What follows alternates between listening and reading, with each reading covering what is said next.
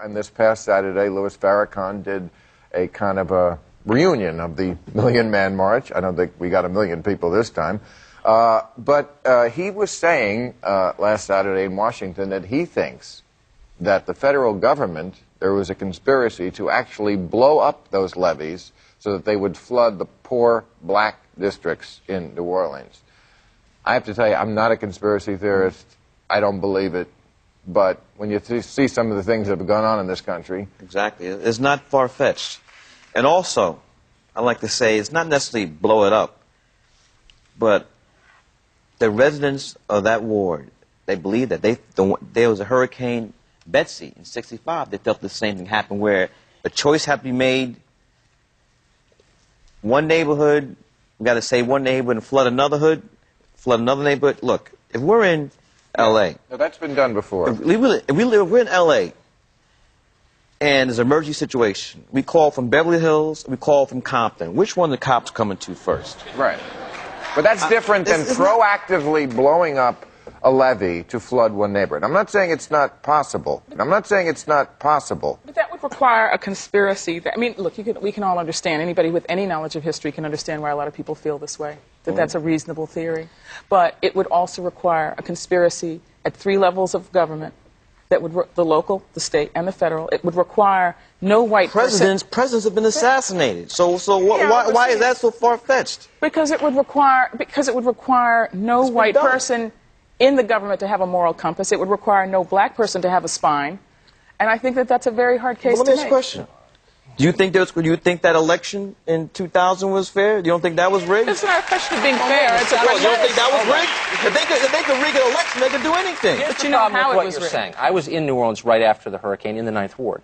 And while I didn't hear anybody say the levee was blown up by the federal government, I did interview a bunch of people who were stuck there who said they believed this was part of a conspiracy to rid New Orleans of black people. They honestly believed that. I didn't argue with them. Right. I just listened to what they said, and I felt bad for them. So as you sit here, who is someone who is rich and has options, and are watched by people who are poor and have no options, it seems to me it's your responsibility, your obligation to tell them the truth. And you know the truth, which is the federal government did not blow up those levees. So don't feed the paranoia and the craziness. How is that feeding the paranoia? Because you're saying it's entirely possible. When you know perfectly well it's not entirely possible. How is it not possible? The federal government blew up the levees. A, there's zero evidence. B, it's difficult to blow up a levee. C, there were news cameras all around. Nobody saw it. I mean, let's be real here.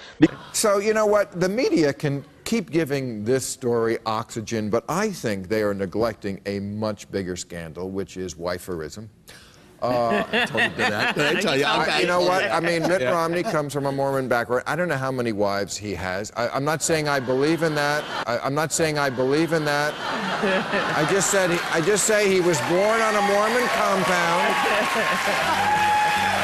I'm not a wifer, but for some reason he has never shown his original birth, his original marriage certificate. Marriage certificate, and we'd like to show it to you now.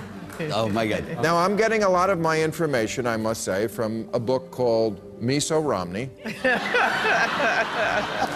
The Secret Love Life of the World's Horniest Mormon. Again, I'm not a wifer, I'm just saying that he has the blood of a nomadic polygamist tribesman, and I think that has shaped his worldview. So you don't think John Huntsman should be his running mate? That's a little too much more. Yeah, there you go. Now, this is a copy of Mitt Romney's marriage license. I specifically asked for the original. I even offered to go to the Romney house and take it out of Ann Romney's wedding scrapbook. But for some reason, they frowned upon that idea and instead sent me this obvious photocopy. And isn't it a little weird that they chose to only send the short form license? It's great. And why next to Ann Romney does it say spouse and not only spouse? I'm just asking the hard questions that the lamestream media won't ask about Mitt's unholy harem of obedient sister wives, which I really hope I'm wrong about. But now look at this. This, I'm told, is the Romney toothbrush holder. Oh, my God. And think about that strained look on Mitt's face. That's the look of a man who has not been able to get into the bathroom since 1988. Plus, how is it that Ann and Mitt Romney have 5 kids and they're all 30 years old?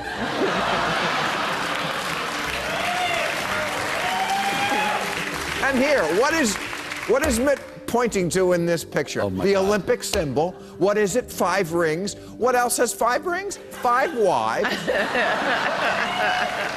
And why did Mitt Romney strap his dog to the roof of his car? Could it have been because his station wagon was full of wives? I'm not saying I believe this wifer stuff. I take Mitt Romney at his word. But how do you explain this video? I have the same view on marriage that I had when I was governor, and that I've expressed many times. I believe marriage is a relationship between a man and a woman, and a woman, and a woman. That's great.